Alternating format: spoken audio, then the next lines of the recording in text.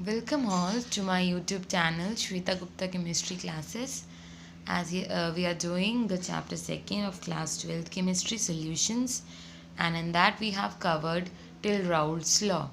So today we'll be studying about the graphical representation of Raoult's law. So firstly we'll revise what Raoult's law says.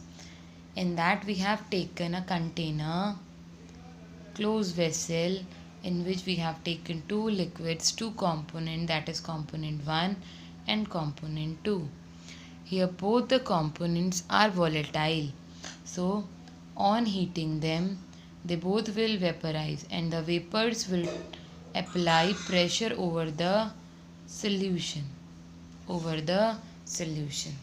So the vapor pressure exerted by both the component is directly proportional to their mole fraction. Like the vapor pressure exerted by component 1 is directly proportional to its mole fraction, which in turn is equals to, on removing this proportionality, come out to be P1 is equals to P1 naught and its mole fraction. In the same way, partial pressure exerted by component 2 is directly proportional to the mole fraction of component 2. So P2 is equals to P2 naught and mole fraction of component 2. And on the basis of that, we have find out the total partial pressure, that is equals to P1 plus P2. So this much we have done yesterday. This was a quick revision. So if we plot, so we are getting the relation between the pressure and the mole fraction.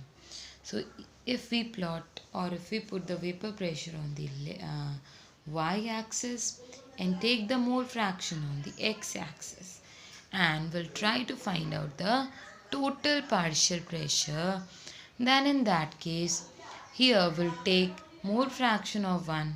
First component is equals to 1, and as we move from this to this side, the mole fraction of component 1 tends to become 0. In the same way, if we take the mole fraction of 2, then here the mole fraction of 2 is equals to 0, and the mole fraction of 2 at this point is equals to 1. That is, mole fraction of 2 will become unity at this point, and mole fraction of component 1 is unity at this point. Now next, if we are taking the partial pressure of component 1, then it is represented by this dashed line 1, and this dashed line 1 represent the partial pressure of component 1. In the same way, this dashed line 2, this dashed line 2, it is starting from this point. In the same way, this dashed line P1 is starting from this point. So dashed line 2 gives the partial pressure of component 2, and dashed line 1 give the partial pressure of component 1, and this bold line 3 give the total partial pressure, that is P1 plus P2. It gives the total partial pressure.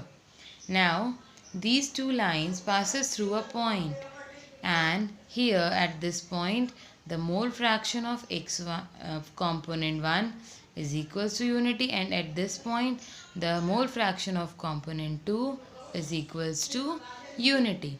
So that's it for the graphical representation.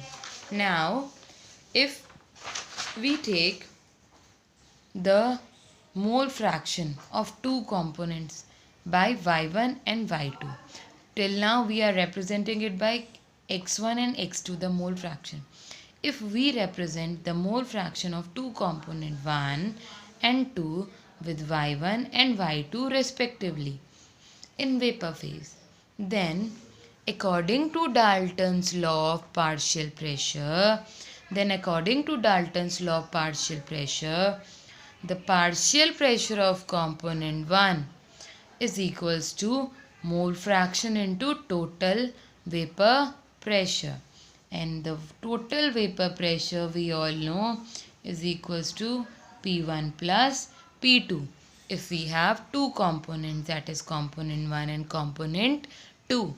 So using this Dalton's law of partial pressure, we can say that partial pressure of component 1 is equals to mole fraction of component into total vapor pressure or partial pressure.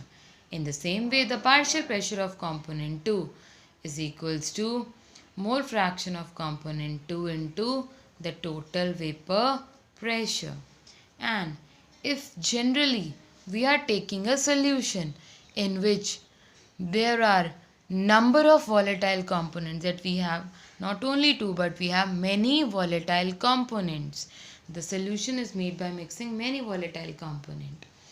And for any component I in that, if we have component I, J, K, L, M, N, O, P, Q, R, S, these are the many components in the solution, then the partial pressure of component I, which is one of the component in a solution having number of volatile components, then Pi is equals to Yi, that is the mole fraction of component I into total partial pressure. Next, Raoult's law is a special case of Henry's law. This is again very important from the point of view of your board exam. Now, according to Raoult's law, what we have studied, for a component I, the partial pressure is equals to Pi naught into Xi, that is the partial pressure of pure component into mole fraction of that component. So Pi is equals to Pi naught Xi. Generally we have studied P1 is equals to P1 naught X1.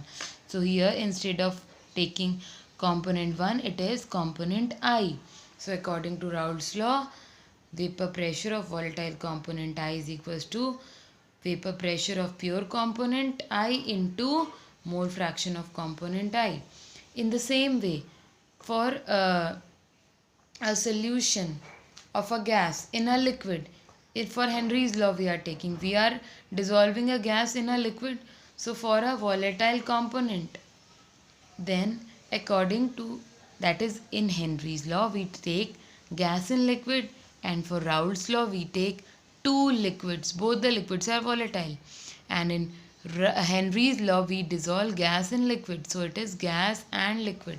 So according to Henry's law, pressure is equals to Henry law constant into mole fraction. So for Raoult's law it is this equation, and for Henry's law it is this equation.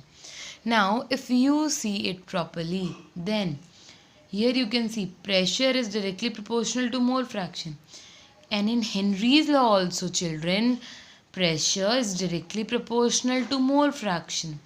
The only thing that is varying is in Raoult's law the constant is Pi naught, and in Henry's law the constant is Kh, that is Henry's law constant.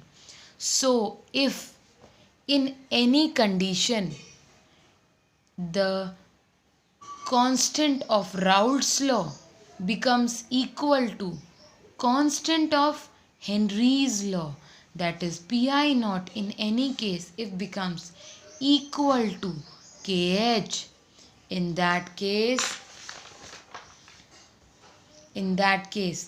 Raoult's law becomes a special case of Henry's law.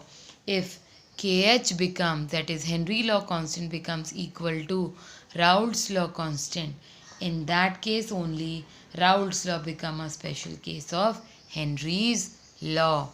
Now we'll be doing one numerical.